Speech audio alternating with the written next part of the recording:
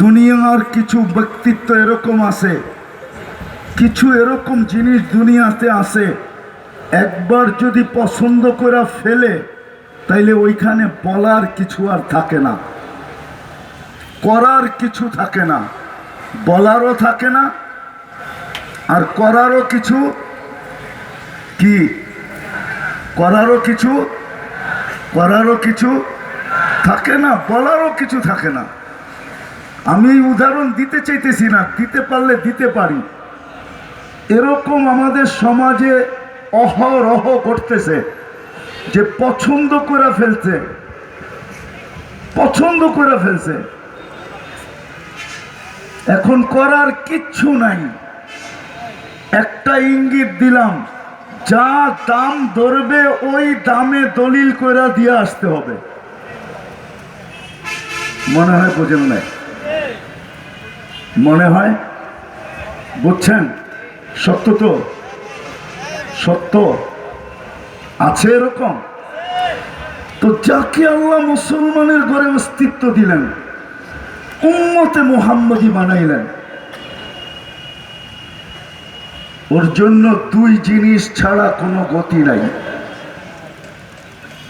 দুই জিনিস ছাড়া কোনো গতি নাই।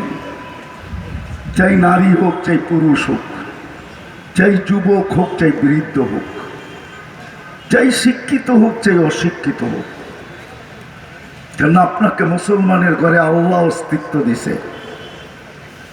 আপনি আজকে যা বলেন আর না বলেন, যেদিন জন্ম নিয়েছিলেন ওই দিন আপনার কানে আযান আর একামত দেওয়া হয়েছিল,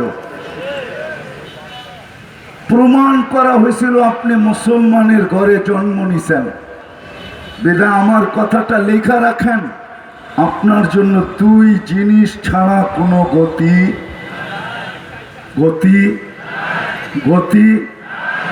যতই তুমি চুলের স্টাইল করো,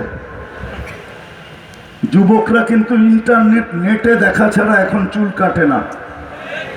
জিজ্ঞেস করেন, এরা নেটে দেখে ডিজাইন চয়েস করে তারপরে স্ক্রিনশট দেয়, তারপরে সেলুনে নিয়ে যায়। 50 টাকার চুল ঈদের সময় 1000 টাকা দিয়ে কাটায় আসে, তারপরও 5-6 ঘন্টা বসা থেকে।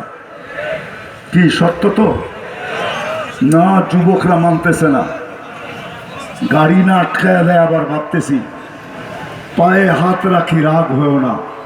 সত্য তো? মা বোনরা যতই ফ্যাশন করুক, আজকে